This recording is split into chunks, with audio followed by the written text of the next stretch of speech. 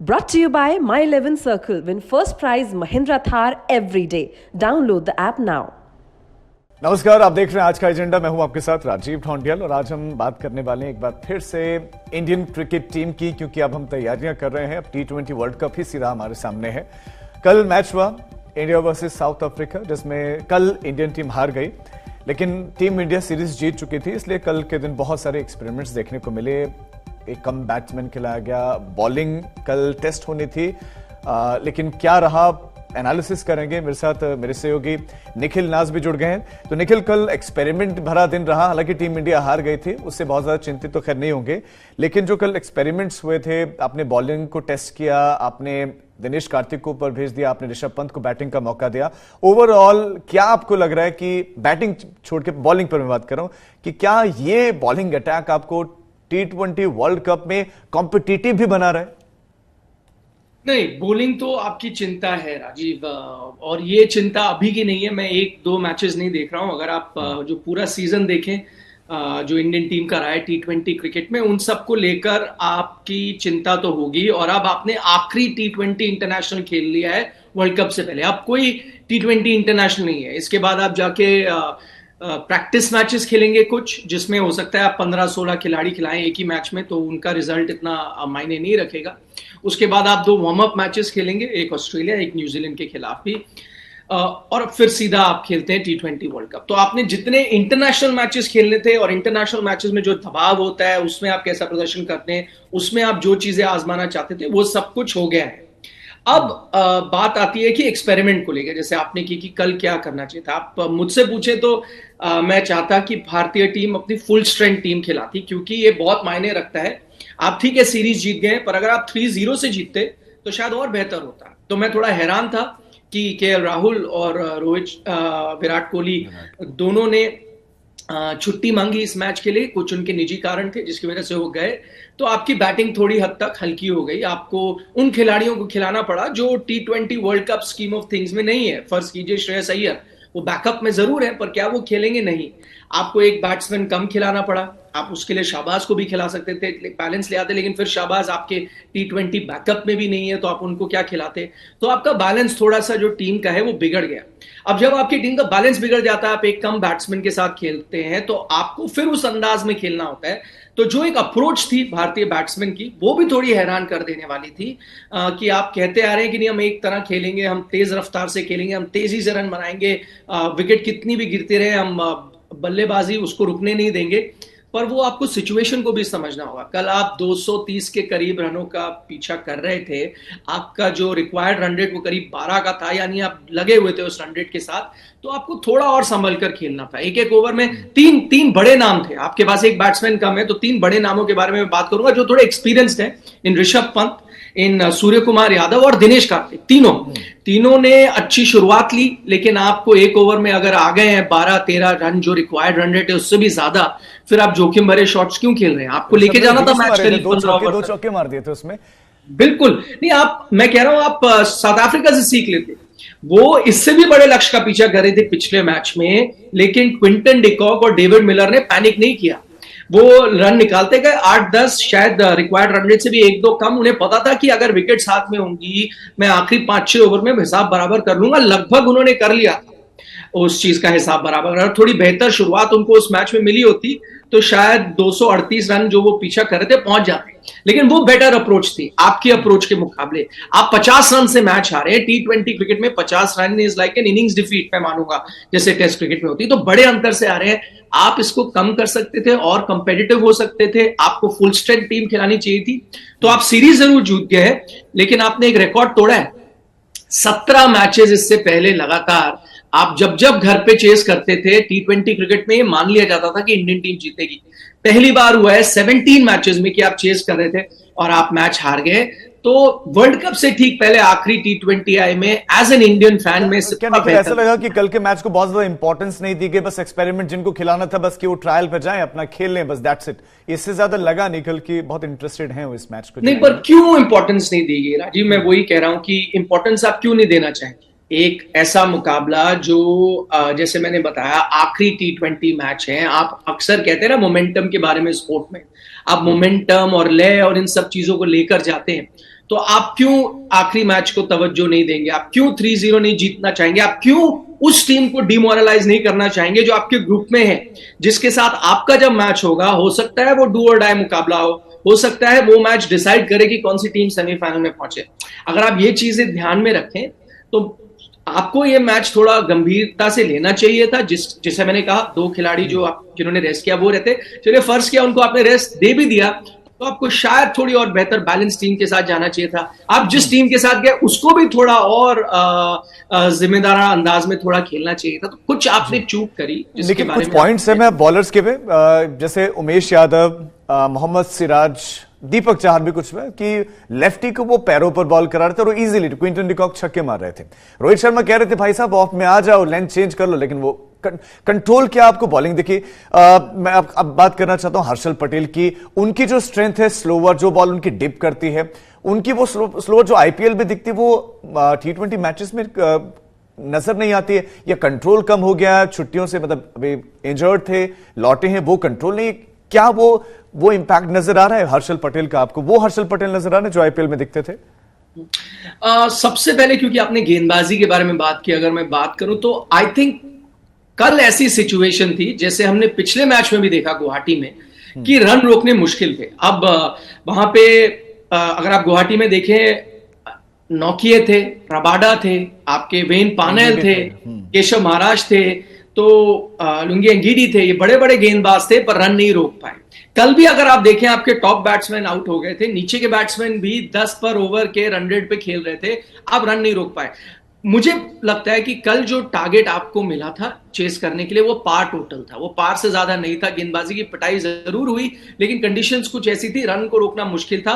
भारतीय टीम को अगर बेहतर बल्लेबाजी यूनिट होती, फुल स्ट्रेंथ टीम खेलती, थोड़े सूझबूझ के साथ खेलती, तो ये पार टोटल था, भारत को चेस करना चाहिए था, ये मेरा मानना है। लेकिन इसका मतलब ये नहीं कि गेंदबाजी में परेशानी नहीं है। आपने हर्षल पटेल का जिक्र किया, एंड आई थिंक वो इस वक्त सबसे बड़ी परेशानी हर्षल पटेल ही है। वो इसलिए क्योंकि उनका एक रोल है, आपने उन पे निवेश किया, इन्वेस्ट किया काफी लंबे समय से, आपने कहा नहीं इनके साथ हम जाएंगे। इनकी लेकिन जो परेशानी है वो चोट के बाद की परेशानी नहीं है। ये नहीं है कि वो चोट के बाद आए हैं और ये जो इन्होंने 6 T20 मैच खेले इसी में एक्सपेंसिव हुए हैं, ये तो परेशानी है। आप अगर उनका थोड़ा रिकॉर्ड निकालें, चोट से पहले भी जो वो T20 सीरीज खेल रहे थे वहां पर भी वो महंगे साबित हुए थे। अगर आप उनका इस बार का आईपीएल भी देखें तो उतना पैनापन उनकी गेंदबाजी में नहीं दिखा, उतने वो असरदार नहीं नजर आए जो उससे पहले वो नजर आए थे, उससे पहली वाली आईपीएल में। तो क्यों ऐसा हो रहा है उसके पीछे आई थिंक वो अंग्रेजी में कहते हैं ना वन ट्रिक पोनी, कि उनके पास एक चीज है। उनकी एक चीज क्या है? उनके जो एक तरकश में तीर था जो परेशान करता था बल्लेबाजों को, वो था उनकी स्लोअर बॉल। स्लोअर बॉल में भी उनके पास अलग तरह की वैरायटी थी। अब कुछ ऐसा देखने को मिल रहा है कि उनकी जो स्लोअर बॉल जो डिसीव करती थी उसको कहीं ना कहीं बैट्समैन पढ़ना शुरू कर गए। अलग अलग वैरायटी की स्लोअर बॉल को बैट्समैन पढ़ रहा है। जब आपके पास पेस नहीं है, आप सिर्फ स्लोअर बॉल्स पे रिलाय करते हैं, और अगर बैट्समैन आपकी जो वेरिएशन है उसको पढ़ लेता है तो आपकी लेंथ बहुत इंपॉर्टेंट हो जाती है। लेंथ अगर आप सही करना भी चाहते हैं, अगर आप लेंथ गलत डालते हैं तो आप वैसे ही छक्का खाएंगे। अगर आप लेंथ सही करने की कोशिश कर रहे हैं, अब बैट्समैन इस कैट एंड माउस रेस में आपसे एक कदम आगे है। कई बैट्समैन मैं देख रहा हूं बहुत डीप इनसाइड द क्रीज उनको खेल रहे हैं, डेविड मिलर ने करके दिखाया। आप अंदर खड़े रहते हैं तो जो आपकी स्लोअर बॉल जिसका आपने अभ्यास किया है परफेक्ट लेंथ पे गिरने का, वो नहीं गिर पा रही है। वो क्योंकि बैट्समैन इतना अंदर जा रहा है क्रीज में, उसके लिए एकदम स्लॉट में आती है और वो उसको छक्का मारा है। तो बैट्समैन आपकी जो गेम थी उससे एक कदम आगे चला गया है। आपको इवॉल्व करने की जरूरत है, लेकिन क्या इतने एक छोटे से फेज में, इतने छोटे से टाइम में आप वो कर सकते हैं वर्ल्ड कप को देखते हुए? शायद नहीं। आप मुझसे पूछेंगे तो मैं इस वक्त हर्षल पटेल को अपनी पहली 11 जो है फर्स्ट चॉइस 11 है उसमें ना खिलाऊं।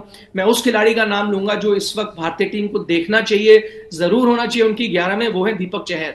लगातार जो मौके उनको मिले हैं उन्हें अच्छा परफॉर्म किया है, और अब उन्होंने यह भी साबित किया है कि सिर्फ वो न्यू बॉल के साथ विकेट लेने वाले गेंदबाज नहीं है, डेथ में भी डाल सकते हैं। पिछले मैच में भी उन्होंने डेथ में एक बहुत अच्छा ओवर डाला जब बाकी सब रन खा रहे थे। इस बार भी उनका ठीक है, आखिरी ओवर में गए लेकिन एक गेंद खराब हुई थी जिसकी वजह से उनके फिगर्स पूरी तरह से खराब हो गए। एक नो बॉल हुई, उस पे छक्का खाते हैं, उसके बाद जो फ्री हिट मिलती है उस पे छक्का खाते हैं, उनका फिगर और खराब हो गया क्योंकि वो एक बाउंड्री पे जो कैच था वो ले लेना चाहिए था मोहम्मद सिराज को, वो नहीं लेते, लेकिन वो 6 हो जाता है जो उनकी गलती नहीं है। तो ये एक गेंद मुझे लगता है बाउंड्रीज भी कल काफी छोटी थी। निखिल हमारे साथ विक्रांत भी जुड़ गए।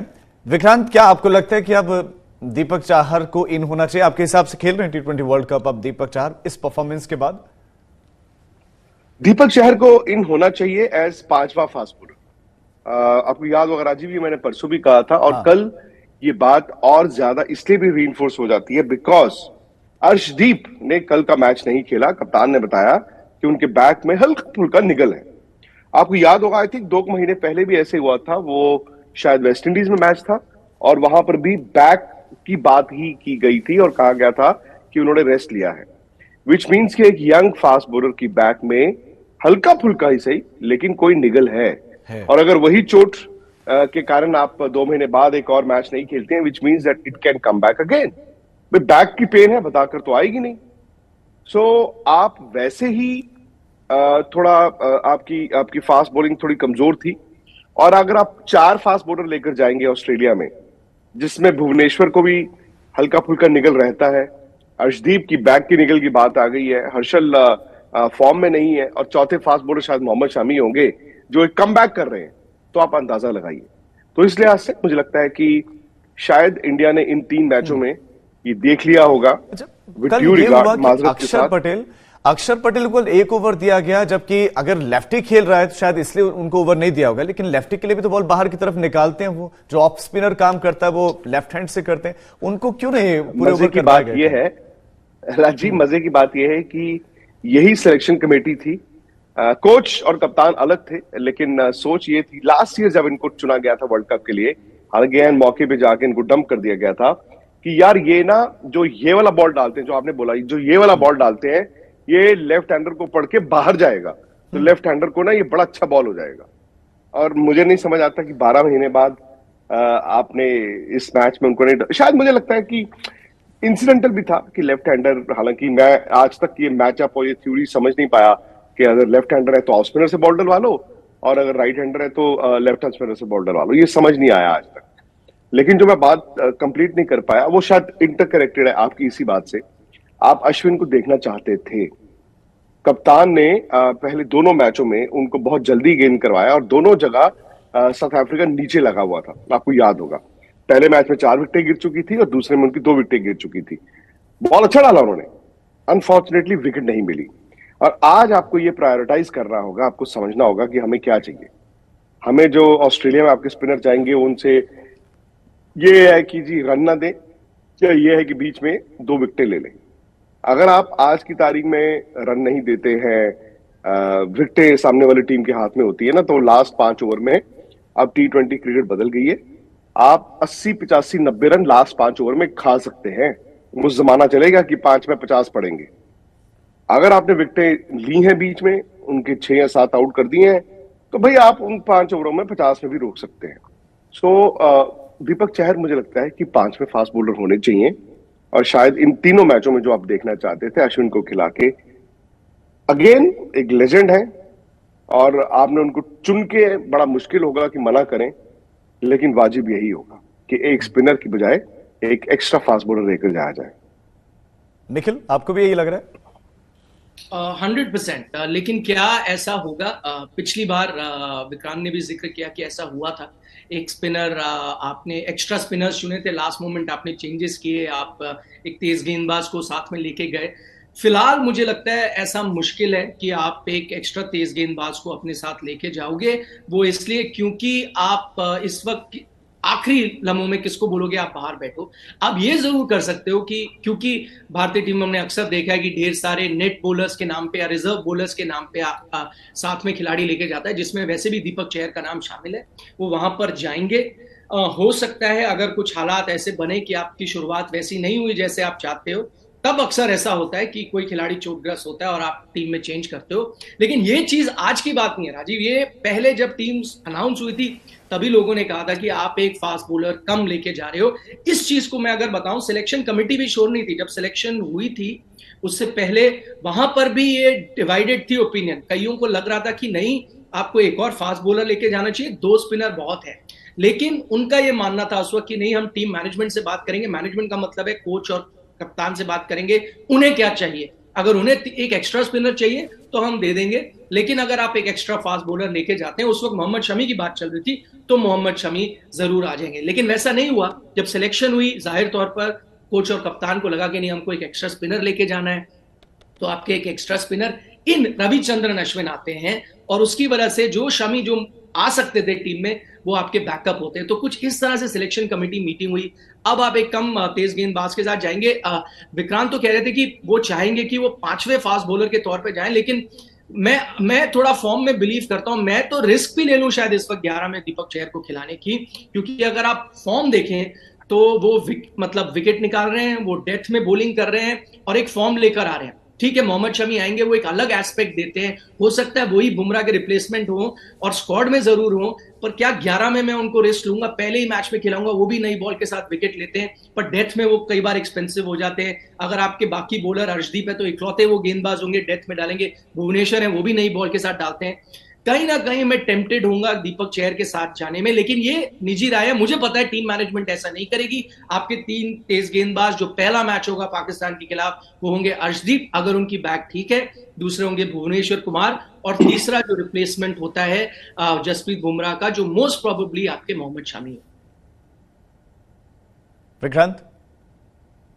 नहीं, आई गो विद निखिल, बट वही बात है ना कि दीपक चहर 11 तभी खेल सकते हैं अगर वो 15 में आए, और फिलहाल उनकी अगर 15 में एंट्री हो सकती है तो वो एज चौथा फास्ट बॉलर नहीं, एज 5वां फास्ट बॉलर ही हो सकती है। जहां तक निखिल टूर्नामेंट के बीच की बात है, टूर्नामेंट के दरमियान जाकर उनको रिप्लेस आप करेंगे, वो बड़ा मतलब टच एंड गो टाइप हो जाता है। और मैं अगेन T20 नहीं, इतना तो जरूर सिखाया हमें, स्पेशली जो लास्ट वर्ल्ड कप था, कि भाई इसमें ना कल नहीं आता, इसमें जो है वो आज है। हम जैसे ये पहले ये बात भी चल रही थी, आई थिंक विजडम प्रिवेल्ड, कि बुमराह को देखेंगे सोचेंगे, या तो इशू गुफा छोड़ रहे थे, देखेंगे सोचेंगे, बाद में सेमीफाइनल। गुड, दे डिसाइडेड कि नहीं बॉस, चांस ही नहीं है, छोड़िए अभी इस डिबेट को खत्म करें। तो मुझे लगता है कि अगर आपको दीपक चहर को खिलाना है तो आप अभी से मतलब जो आपको 15 तारीख तक जो तय डेट है, मियाद है जो, आप तब तक डिसीजन ले लीजिए। आप देखिए, इससे पहले भी क्रिकेट में बड़े बड़े आपने डिसीजंस लिए हैं, आपने इससे बड़े बड़े डिसीजंस लिए हैं। आई नो रविचंद्रन अश्विन एक सीनियर प्लेयर है, और बुलाकर खिलाकर फिर किसी को ये कह देना कि वर्ल्ड कप में नहीं आपको लेकर जा रहे हैं, वाजिब नहीं होता।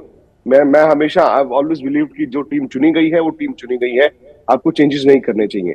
बट आज आप वहां पर हैं जहां पर आपको दिख रहा है, आप देख के तो नहीं ना आप इग्नोर कर सकते, या तो आपको दिख ना रहा हो। ये तो अब आज हिंदुस्तान में बच्चा बच्चा इस बात को कहता है कि यार आप फास्ट बॉलर कम लेकर जा रहे हैं। अच्छा, दूसरी बात ये भी है, चलो यहां पर आप आ गए, आपने leading up to the world cup क्या किया? अब मैं निखिल से भी ये सवाल करता हूं कि जब आपको मालूम था बुमराह का ये हाल है, देखिए उस वक्त जब एशिया कप की टीम चुनी गई थी, जहां पर सिर्फ 3 तेज गेंदबाज भेजे गए थे, और वहां पर भी 4 स्पिनर भेजे गए थे, क्योंकि आप जानना चाहते थे कि तीसरा किसको रखें स्पिनर और चौथा किसको एलिमिनेट करें।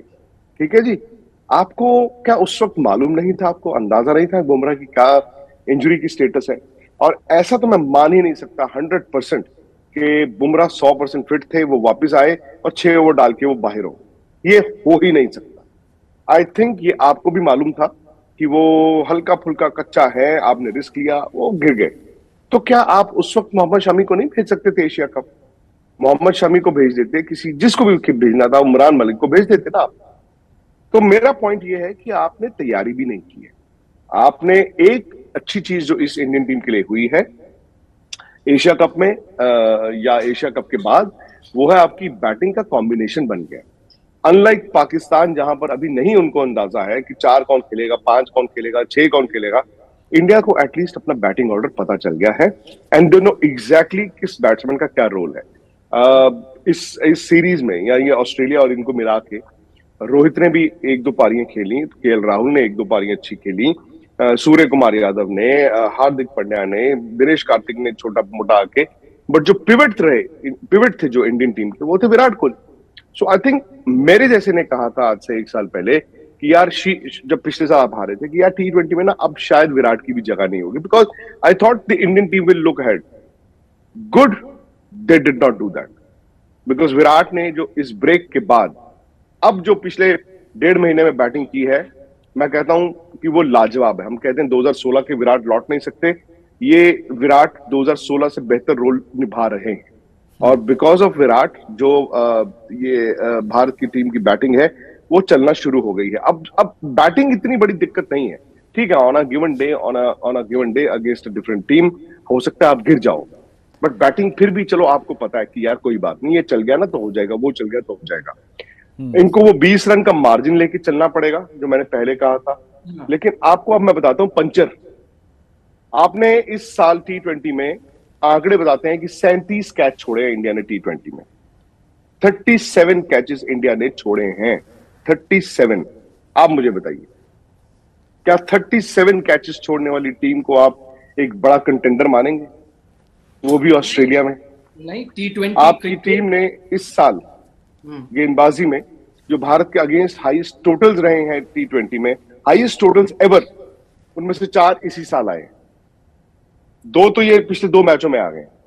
विच मीन्स ए, आपकी बॉलिंग कमजोरी है, बी, आपकी फील्डिंग और आपकी कैचिंग 15 रन और कंसीड करती है, और सी, जो मैं बड़े दिन से कह रहा हूं कि T20 बदल गया है, आप टीमें 20 रन ऊपर जा रही हैं, तो आपकी गेंदबाजी भी 20 रन 30 रन ऊपर ही जा रही है, खा रही है। ये मुझे अभी भी फिक्र है इन बातों की। एक चीज, एक तो जैसे आपने बताया कि भाई रन खा रही है, गेंदबाजी आपकी परेशानी है, वो तो साफ है। कैचेस इतने छोड़ रही है, आपने आंकड़े बताए। आई थिंक इंडिया से ज्यादा इकलौती ऐसी टीम है शायद जिसने इस दौरान ज्यादा कैचेस छोड़े हैं, वो श्रीलंका है। उसके बाद दूसरे पायदान पर भारत आती है।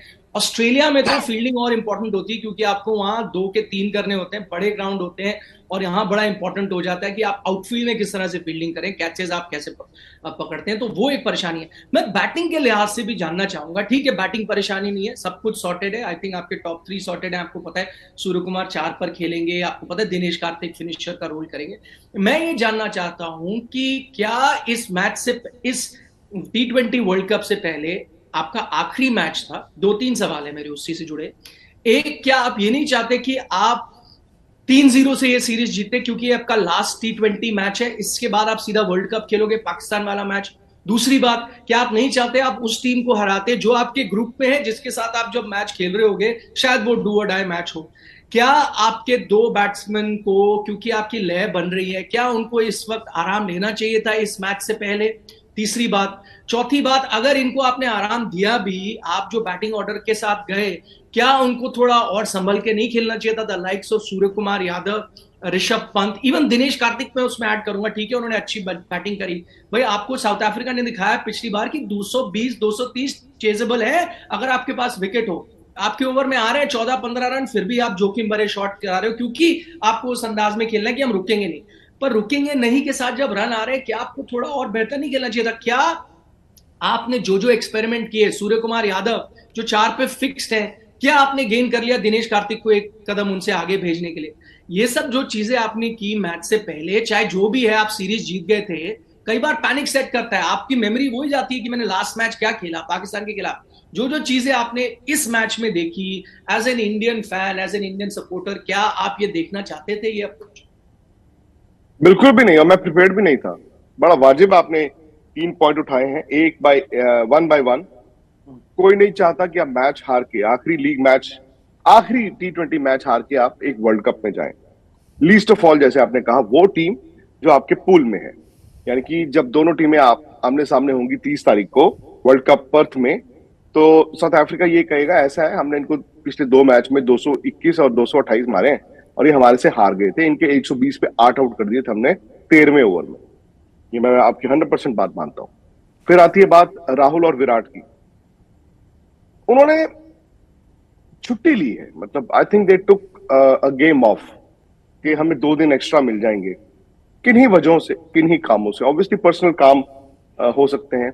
कोई चोट नहीं किसी को लगी थी और एक्सेसिव क्रिकेट भी नहीं हुई थी, बिकॉज दोनों ने तो अभी कम बैक किया था। आई थिंक दोनों तो अपनी अपनी क्रिकेट एंजॉय कर रहे होंगे। जब आप निखिल अपनी अच्छी बैटिंग कर रहे होते हैं तो आपका दिल करता है हर रोज मैच खेलते हैं यार, एक और मैच खेलो ना, इस वेडनेसडे भी खेल लेते हैं, इस संडे भी खेल लेते हैं।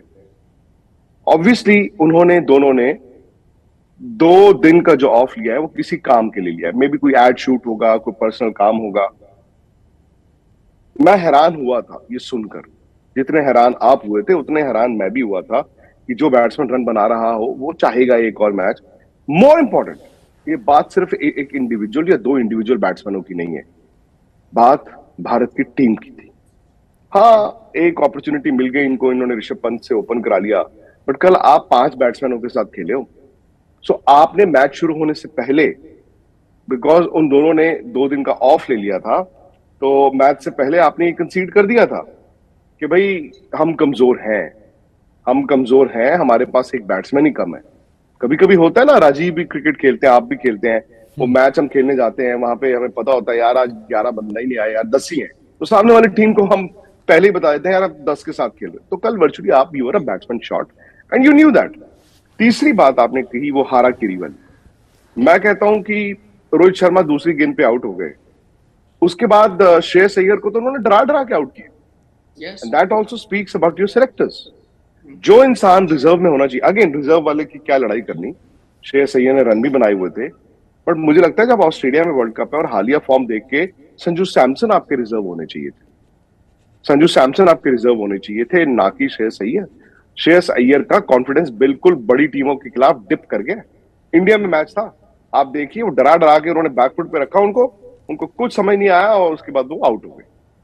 बाकी बैट्समैन ऋषभ पंत जिनके लिए दुनिया लड़ रही है, पर वो खुद अपनी लड़ाई नहीं लड़ना चाहते, मुझे ये आज तक बात नहीं समझ आई क्यों। अच्छी बैटिंग कर रहे हैं, वो टेबल टेनिस का बैक हैंड वो जो ऐसे मारते हैं, वो उन्होंने क्या किया। दिनेश कार्तिक अच्छा खेले, आई डोंट नो उनको ब्लेम करना चाहिए कि नहीं, वो इसी तरह से खेलते हैं। सूर्य कुमार यादव की आपने बात की, अब सबकी बात कर ले तो 120 पे आपके 8 आउट हो गए थे बॉस 13वें ओवर में। इन 12.2 या 12.3 यू वर 120 फॉर 8, 100 रन से मैच हार रहे थे। और जो बाद के रन है जो बोर्ड पे 178, और लोग ये भी कह रहे होंगे देखिए हमने फाइट किया, वो रन नहीं थे, तो दीपक चहर ने मार दिया थोड़ा, उमेश यादव ने मार दिया, और साउथ अफ्रीका ने खा लिया। अगर ये लाइव मैच होता, मतलब फंसा हुआ मैच होता, जिंदा मैच होता, तो वो 15 रन भी नहीं बना पाता। तो मैं आपकी बात से इत्तेफाक रखता हूं कि हमारी टीम में ना ये दिक्कत है, चल रहा होता ठीक ठाक, हल्का सा फुट ऑफ द पेडल करते। अब मुझे याद आता है वो मैच वेस्ट इंडीज में शायद, जिसमें आखिरी ओवर आवेश खान को ये कह के कप्तान ने कराया था कि यार भुवी तो डालते ही हैं, भुवी की दिक्कत थी, हमें पता है भुवी डाल लेते हैं, चलो हम आवेश से डलवा के देखते हैं। उसके बाद से वो 19वां ओवर 20वां ओवर प्लस भुवी की अपनी बॉलिंग वो दोबारा नहीं हुई है। तो कभी कभी ना ये फुट ऑफ द पेडल करने से आप गिर ही जाते हो, तो ये थोड़ा सा could have been avoided. Nikhil, आपको लगता है कि वर्ल्ड कप में ऋषभ पंत की कोई जगह नजर आ रहे हैं या कार्तिक हैं, रिप्लेस कर दिया कार्तिक ने? नहीं, ये तो साफ हो गया राजीव। देखिए, हम कई बार परेशानी क्या क्या है टीम के साथ उसके बारे में तो बात कर रहे हैं, और कितने सवाल है, क्योंकि कल हम जब चर्चा कर रहे थे, एक हमारे दर्शक का सवाल आया कि क्या आपको लगता है कि ये जो हाल ही में जो आपने होम सीरीज खेली है, ये ज्यादा आपके लिए सवाल छोड़ गई है इसके बजाय कि आपको जवाब मिले? तो मुझे लगता है नहीं, आपको जवाब काफी मिल गए हैं, जिनमें से एक ये भी है, उसमें मैं आऊंगा। आपको अब ये पता चल गया आपके टॉप 3 कैसे खेलेंगे, आपके रोहित, केएल, विराट तय है, आपको पता है सूर्य 4 पे हैं, जो आपने एक्सपेरिमेंट करने थे उनको ओपनर लेके जाना, ये वो सब दूर हो गया है। अब आपको पता है कि वो जो विकेट कीपर का स्लॉट है उसमें दिनेश कार्तिक ऊपर है। अगर आप अपनी टॉप 11 खिला रहे हैं तो दिनेश कार्तिक स्टार्ट करेंगे, ऋषभ पंत आपके रिजर्व में ही रहेंगे। ये शायद भारतीय टीम के पास क्लैरिटी एशिया कप पे भी थी, इसीलिए जब उन्होंने पहला मैच खेला पाकिस्तान के खिलाफ, दिनेश कार्तिक ने ही स्टार्ट किया। वो तो रविंद्र जडेजा को इंजरी हो जाती है, आप पैनिक करते हैं, आपको एक लेफ्ट हैंडर चाहिए बैटिंग ऑर्डर में, तो आप ऋषभ पंत को ले आते हैं। लेकिन ये चीज अब तय हो गई है कि wicket keeper batsman first choice Indian team का दिनेश कार्तिक है। ऋषभ पंत को कुछ मौके मिले, उसको वो उतना भुना नहीं पाए। ऑस्ट्रेलिया में उनका रिकॉर्ड अच्छा है, वो जा रहे हैं। मैं ये कई ऑस्ट्रेलियाई खिलाड़ियों के से पढ़ रहा था, वो बड़े हैरान थे कि ये कैसे हो सकता है, Rishabh Pant scheme of things में नहीं है, वो 11 में कैसे नहीं है। पर क्या होता है ना, कई बार आप बाहर हो ना सिस्टम से, आप लगातार भारतीय क्रिकेट ना देख रहे हो, तो आपको हैरानी होती है। मैं और विक्रांत भी जब दूसरी टीमों के बारे में बात करते हैं ना, पाकिस्तान हो कोई और टीम हो, कई बार बड़ी आसानी से कह देते यार ये खिलाड़ी इतना जबरदस्त है, क्यों नहीं खेलता, क्योंकि हम लगातार शायद वो क्रिकेट उतना नहीं देखते। हम कई बार थोड़ा रेप्यूटेशन पे जाते हैं और हैरान होते हैं। कुछ ऐसा ही भारतीय टीम के साथ हो रहा है, क्योंकि उनको याद होगा ऋषभ पंत इन ऑस्ट्रेलिया, जो उन्होंने पारियां वहां खेली हैं, लोगों के जहन में होता है। तो ऑस्ट्रेलिया फैन ये वो सब हैरान है, पर अगर आप भारतीय क्रिकेट लगातार और वो भी T20 क्रिकेट देख रहे हो तो आप ये मान चुके हो कि दिनेश कार्तिक इस वक्त 20 है, ऋषभ पंत 19 है, तो ये तो तय है कि जब 11 स्टार्ट होगी आपके wicket keeper batsman Dinesh Karthik है। विक्रांत, ऋषभ पंत जो इतने मुश्किल फॉर्मेट में बॉल इतनी स्विंग हो रही थी, नई बॉल पुरानी बॉल को ऑस्ट्रेलिया गाबा, क्या खेला उन्होंने, लेकिन और स्टाइल वही थोड़ा T20 था, वो हिट कर रहे थे, बढ़िया हिट कर रहे थे, लेकिन वही T20 में क्या हो जाता है, क्या जो उनका शॉट सिलेक्शन है वो बहुत ज्यादा खराब हो गया T20 के लिहाज से, क्या हो, ऋषभ पंत कहां चूक कर रहे हैं? उनकी दिक्कत T20 ज्यादा है। Test cricket I don't think उनकी दिक्कत है। इनफैक्ट ऋषभ पंत को एक क्रेडिट जाता है राजीव की 25 साल की उम्र में उन्होंने टेस्ट क्रिकेट में उस तरह की इंपैक्ट वाली पारियां खेल दी हैं जो शायद MS धोनी ने अपने टेस्ट करियर में नहीं खेली, पूरे टेस्ट करियर। आप उठा के देख लीजिए। वनडे क्रिकेट भी उनका ठीक ठाक है। अभी आपको याद होगा जो उन्होंने जीते थे, बड़ा इंग्लैंड के खिलाफ क्या जबरदस्त 100 बनाया था। वनडे में भी कोई दिक्कत नहीं है। दिक्कत T20 में क्यों आती है? दिक्कत T20 में आ रही है, शायद आप बीच में झूल रहे हैं, आपको समझ नहीं आ रहा है, आपको अंदर से वो होता है कि मैं टेस्ट क्रिकेट में 80 बॉल में 100 बना देता हूं, वनडे में मैं यार 60 रन बना देता हूं, तो मैं ना T20 में तो 25 में ही बनाऊंगा। बन नहीं सकता ना यार राजीव, आपका बन नहीं सकता। और दूसरी बात यह है कि टेस्ट क्रिकेट ना कभी कभी इस तरह के प्लेयरों के लिए आसान होती है, सहवाग, ऋषभ पंत, बिकॉज आपको अच्छा बॉल रोकना है और चूंकि फील्ड ऊपर है, खराब बॉल को आपको मारना है, वो निकल जाएगा, वो ऊपर से मारोगे ऊपर से निकल जाएगा। इनको T20 में क्योंकि गेम चलाते रहना है, हर गेंद पर इनको होता है कि मैं मार दूं, इनको ऑफ स्टंप के बाहर सबने पकड़ लिया है। इनको ऑफ स्टंप के बाहर थोड़ा सा पीछे खींच के आप स्लो बॉल फेंके तो इनका जो राडार है, अगर आप देखें, ये इतना अच्छा कट नहीं मारते, ये इतना अच्छा बैकफुट पे जाकर ड्राइव नहीं मारते। इनका जो राडार है, गो टू शॉट है, वो शायद कवर से लेके ये इस तरफ है। भाई किसी को आप 360 डिग्री कहे तो ये शायद मे बी 240 डिग्री प्लेयर है। तो अब टीमों ने वहां पकड़ लिया। अब वहां पे आप जब बॉल फेंकते हो, थोड़ा स्लो फेंकते हो, इतनी बॉल में जान नहीं होती कि आप उठा के इसको इधर मार दो। इधर मार के भी कई बार आउट होते हैं। और यहाँ पे इन्होंने कल क्या किया, हल्का सा चिप ये बैकफुट किया। तो आपको थोड़ा सा मुझे लगता है कि इनको ज़हनी तौर पे अपने आप को, इनको भी, और अगेन जैसे निखिल ने कहा, जो सिस्टम के बाहर होते हैं वो लोग भी इनको बता सकते हैं। लेकिन होता क्या है ना राजीव, आप अपने आप से जितनी मर्जी बात कर लें, बॉल खेलने से 3 सेकंड पहले वो दिक्कत है। और आई थिंक अभी जो सबसे बड़ी दिक्कत है, हमने गेम डिस्कस कर ली और हर कोई उनकी गेम डिस्कस करता है, वो है लैक ऑफ कॉन्फिडेंस। आप एशिया कप से देख लीजिए, अब तक हर मैच में जब ये बाहर भी बैठे हैं या किसी मैच में अंदर खेले हैं, आप इनका चेहरा उठाएं और आप देखें ऋषभ पंत को आज से 1.5-2 साल पहले, आपको खुद चेहरा देख के पता चल जाएगा कि आज की तारीख में वो, मैं कहता हूं ना, ग्वाची गां टाइप हो गए हैं। उनको कॉन्फिडेंस ही नहीं। अब कॉन्फिडेंस है नहीं या दिया नहीं गया, हकीकत ये है, he is not your first choice wicket keeper right now. लेकिन कॉन्फिडेंस तो मतलब बैक तो किया है लगातार टीम इंडिया ने। ऋषभ पंत को इतने मौके दिए कि क्रिटिसाइज हो रहे हैं कि भाई आप सैमसन को मौका ही नहीं दे रहे हो, आप पंत को ही मौका दिए जा रहे हो। निखिल, राजीव, मैं एक चीज कहूं, मैं थोड़ा एक ऐड करना चाहता हूं और मैंने काफी सोचा ऋषभ पंत ऐसा है, वो आपके सवाल का मैं जवाब दे रहा हूं। ऋषभ पंत क्यों ऐसा है, आपने पूछा ना, टेस्ट क्रिकेट में अच्छे हैं, वनडे क्रिकेट में भी अच्छे, T20 क्रिकेट में क्या हो रहा है, मैंने इसके बारे में कई बार सोचा है। एंड हम हर वक्त आईपीएल को कहते हैं, मैं भी मानता हूं कि आईपीएल इज अ रीजन कि इंडियन क्रिकेट इतना सक्सेसफुल है, आईपीएल से भारतीय क्रिकेट का फायदा ही हुआ है। लेकिन अगर मैं ऋषभ पंत के करंट T20 फॉर्म के लिए किसी चीज को ब्लेम करूंगा तो मैं आईपीएल को करूंगा। वो क्योंकि अगर आप ऋषभ पंत को देखिए, आई थिंक ऋषभ पंत, जैसे विक्रांत ने कहा ना, गवाची गाय, थोड़े भूले भूले से नजर आते हैं, थोड़े लॉस से नजर आते हैं। उसके पीछे आईपीएल है। मैं आपको थोड़ा सा बैकग्राउंडर देता हूं। आप ऋषभ पंत को देखें, before Rishabh Pant came into as a leader of Delhi capital, leadership role में आने से पहले ऋषभ पंत देखिए, लीडरशिप रोल में आने वाले बाद में ऋषभ पंत देखिए। परेशानी क्या हुई, अगर आप दिल्ली टीम को क्लोजली फॉलो कर रहे थे, ऋषभ पंत एक अंदाज में खेलते थे T20 कि मैं हूं अग्रेसिव बैट्समैन, मेरे लिए बॉलर कुछ नहीं है, मैंने लगा देने शॉट। उसमें वो फेल भी होते थे, लेकिन कई बार ऐसी इंपैक्ट पारी खेलते थे जैसे आपने टेस्ट क्रिकेट में देखी है, लूजिंग पोजीशन से अपनी टीम को जिताते थे। फिर क्या हुआ, क्योंकि वो एक हाई रिस्क क्रिकेट है, वो कई बार कंसिस्टेंसी नहीं आती। जब कंसिस्टेंसी नहीं आई, आप गए उस वक्त, आप निकालिए पुराने टेप, आप सुनिए उस टाइम कोच ने क्या कहा, बाकी लोगों ने क्या, उन्होंने कहा नहीं, वो उनको रिस्पॉन्सिबल होके खेलना पड़े। मुझे याद आता है ये कहा गया कि उनको थोड़ा रिस्पॉन्सिबिलिटी निभानी पड़ेगी, वो एक लीडर है इस टीम के, उनको इनके इर्द गिर्द टीम को चलना पड़ेगा। वहां पे आपका माइंडसेट चेंज होता है। वहां आप क्या कहते हो, नहीं मेरे को रिस्पॉन्सिबिलिटी के साथ खेलना है, मेरे इर्द गिर्द टीम खेलेगी। आपने अपनी नेचुरल गेम को उड़ा दिया। अब आप आ गए लीडरशिप रोल में, अब आप आ गए रिस्पॉन्सिबल रोल में। आप फंस गए कि मैं वैसा खेलूं कि जैसा मैं हूं, ताबड़तोड़ बल्लेबाज किसी भी गेंदबाजी को, या मैं अब कंसिस्टेंट बनूं। ये कंसिस्टेंसी की तरफ गए इसलिए क्योंकि आपको दबाव आया। अब वो उस मोल्ड में चले गए, अब मुश्किल है उनको वापस आना। अब वो वही चीज में फंसे हुए हैं, उसी चीज में जो चक्रव्यूह है ना उसमें फंसे हुए हैं, वो उसी अंदाज में खेल रहे हैं। मैं दुबई में था, मैं उनको बड़ी क्लोजली ऑब्जर्व कर रहा था।